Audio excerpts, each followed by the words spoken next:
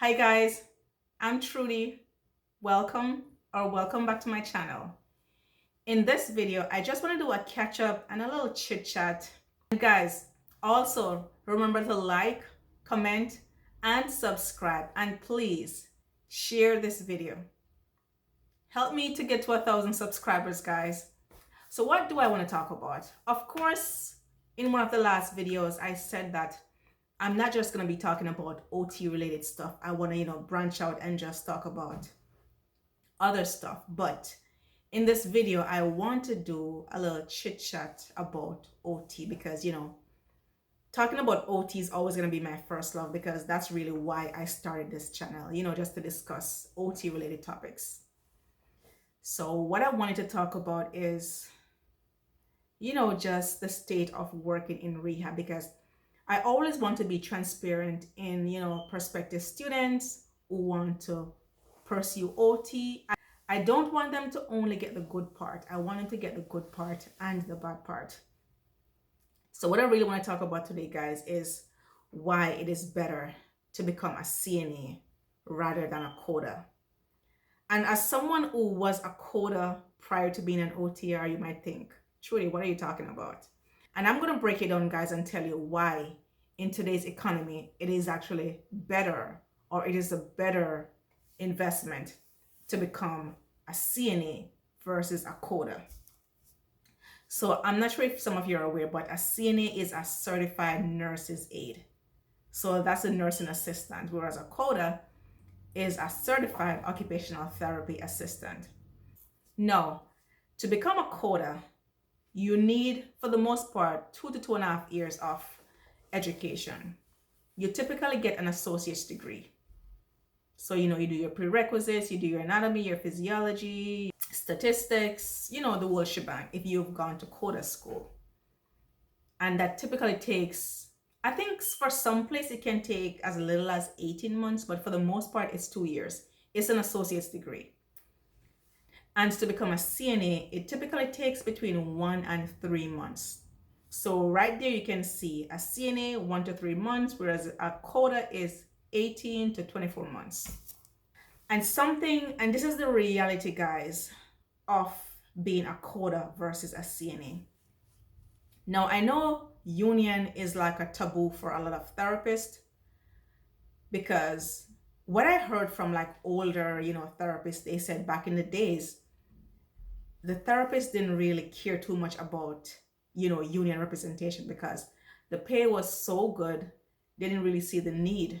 Like, that's literally, guys, what an older OT said to me. It was like, he thought that, union was more for, like more blue collar workers. He didn't see the need, so they didn't really fight for it.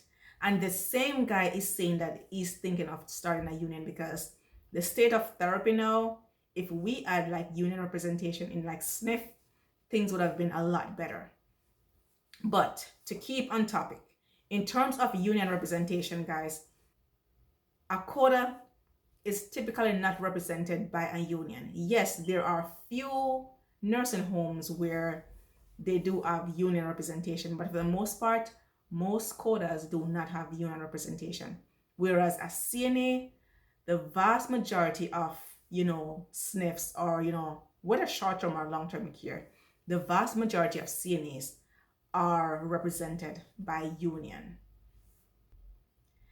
I know there's no such thing as job security per se, but to be honest, as a CNA, you will not be out of a job because you can literally hop from nursing home to nursing home. So you won't ever have to worry about a job. In terms of job outlook for OTA, there aren't as much, jobs for a COTA as there is for a CNA. And in terms of like the shift also, a CNA is like 24 hours. So you can do a 7 to 3 shift, a 3 to 11 shift, or an 11 to 7 shift. Whereas a COTA, you're pretty much stuck between 7 to 8 p.m. the latest. And in terms of job outlook, guys, there really isn't as much jobs for COTAs as there are for CNAs. I know a lot of times they say there's a shortage of therapists, guys, but a lot of times there's a shortage of per diems because something you ought to understand. when you work as a COTA, when the caseload drops, you're going to have to either move or, take a reduced pay. And something to guys, as a COTA, there typically isn't consistent caseload. So when there's a lot of caseload, you'll have a full shift. But when, the caseload drops, you're going to have to pick up, shifts at a different nursing home, or you just, work less. Or you might just have to work less. And most places, guys, they don't pay you if you don't see the patient.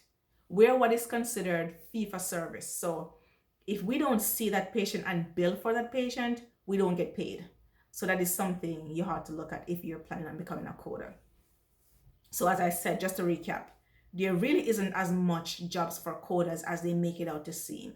There really isn't that much jobs. Yes, there might be a few, per diem positions where they might need you for, 1 or 2 times for the week, for, 3 to 4 hours. But for the most part, like full-time positions, there really aren't that much.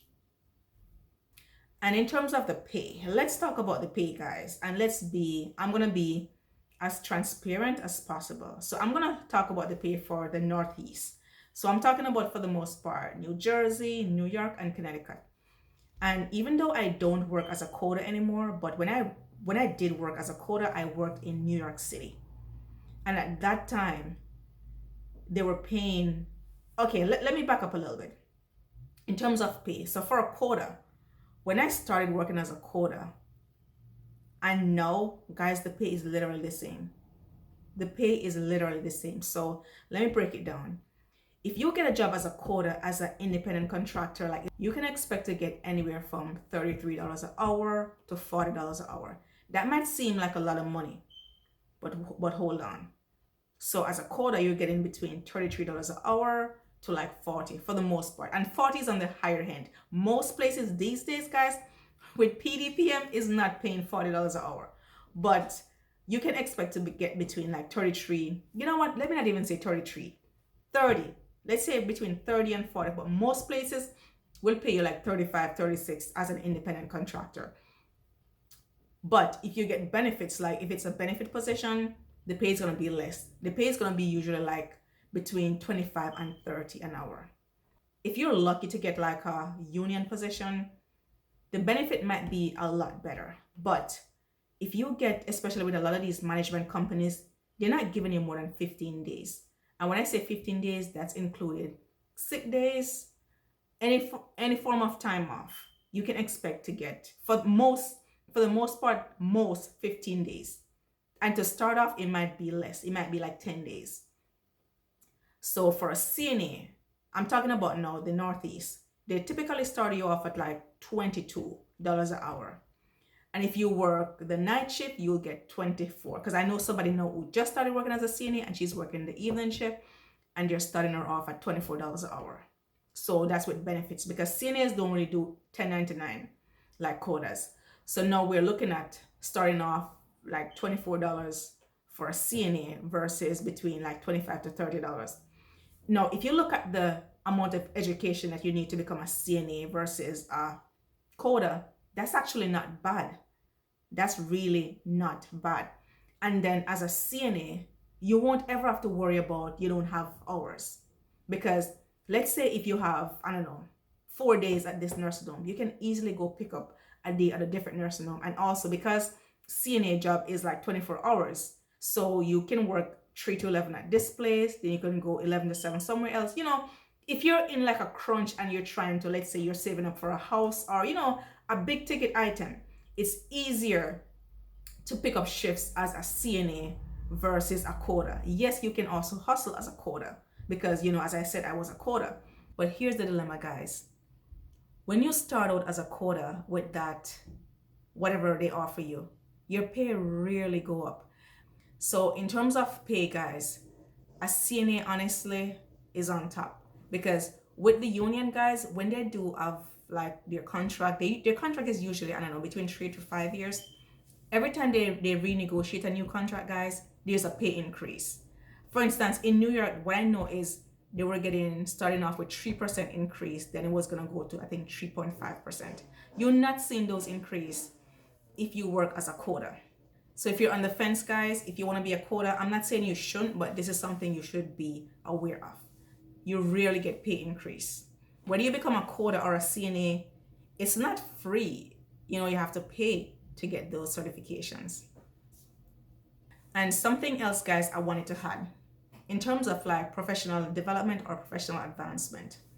So as a CNA, if you're a part of, for the most part, if you're a part of the union, like I'm going to be talking about like the 1199 union because that's the one that I'm more aware of. They will pay for you to go back to school. So let's say you're working as a CNA and you wanted to go back to school to become an LPN or to become an RN. Guess what?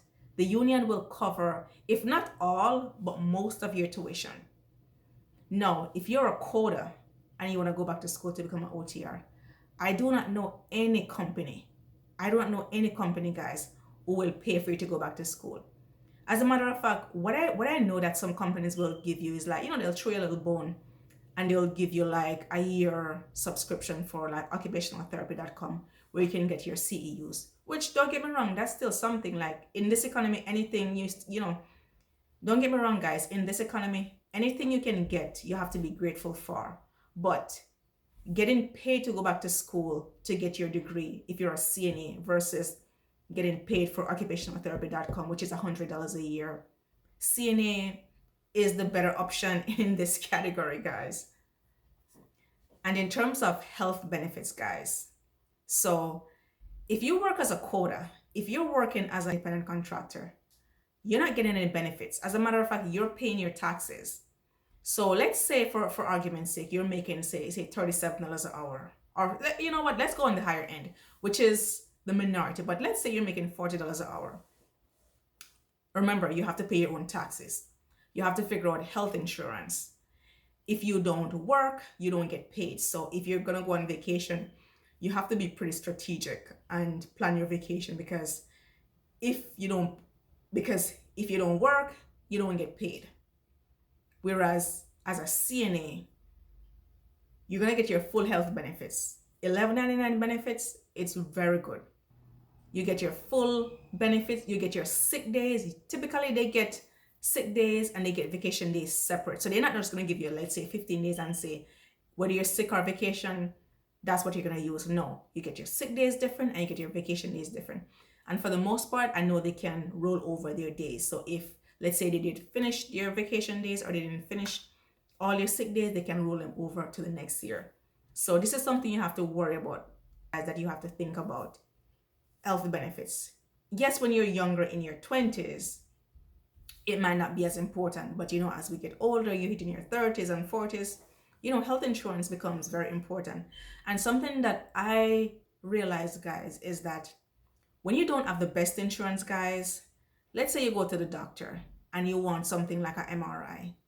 If you don't have the best insurance, guys, they're not gonna approve it. They're not gonna order an MRI. They just do an X-ray, and as you know, an X-ray don't really see everything. I'm speaking from experience, guys, when I didn't have, you know, the best insurance. Not that I have the greatest insurance now, but you know, it's a lot better than what I had before. And certain things, they will not order it. The insurance will not cover it. Or if they do cover it, you have to pay a whole lot out of pocket. So you might be thinking that $40 an hour is great. But when you factor in how much you're going to have to pay out of pocket for insurance, and also when you take time off, you don't get paid, that $22 or that $24 as a CNA actually is a little bit better. Now, how it gets a little better for a COTA is if, let's say, your spouse has a job where they have, you know, good benefits and you don't really need the benefits. That's where, you know, a COTA comes on top, because you can take that higher pay because your spouse will give you health insurance and you won't have to worry about it. But as we get older, we have to really, you know, that's when you start doing like your mammogram, your pap smear, you know, all the shebang. So that's when, you know, health insurance really comes in handy. Now, I know, of course, whatever you're going to do, you're going to make your own decision. If somebody were to come to me and ask me, should I do CNA or should I become a COTA?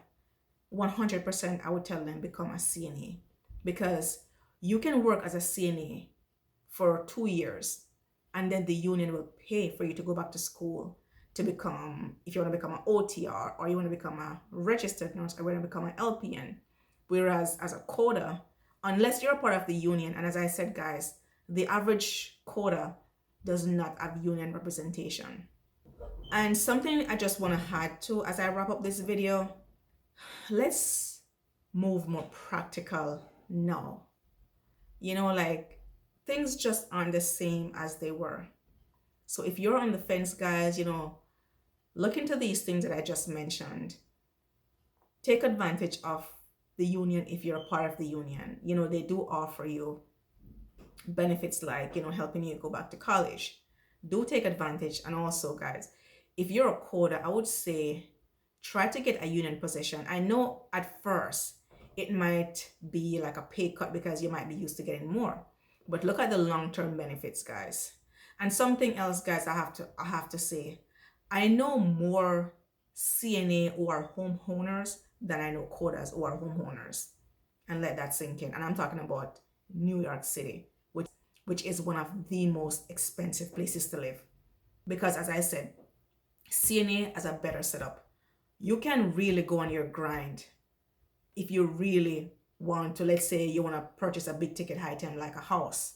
You know, you can go from one nursing home. Like I know CNAs who leave 7 to 3 from one nursing home and go to the other. I'm not saying that's what you should do, but a lot of times there might be a time, let's say for 2 years, you might have to do something like that, you know, just to achieve a certain goal. So guys, it's 2024 and let us normalize, you know, making sensible decisions when it comes to higher education. Everything is not always as it seems. Yes, on paper, a COTA might be, or in theory might seem like a better option. But if you break down the numbers, the benefits and everything, a COTA position is not as lucrative as a CNA position, because the benefits that a CNA gets or the benefits that are available to a CNA are way better than those that are available to a COTA. That's it for my little chit chat, guys. And I'm going to be posting more regular on this channel, guys. I know I took a little break. I just did a little break. So I will be posting more regular on this channel, guys. And I'm also going to be talking about why I quit SNF and why I transitioned to a different setting. So if you want to see where I transitioned from SNF to, stay tuned to this channel. And also, guys, remember to like, comment, and subscribe. And please share this video. And guys, let me know in the comments if I'm tripping. Let me know if you agree or disagree. Whatever your opinion is, let me know in the comments, guys. I want to hear what you have to say about if you believe that COTA or CNA is a better option. Alrighty, guys, that's it for this video. Thanks so much for watching, and I'll see you in the next one. Bye for now, guys.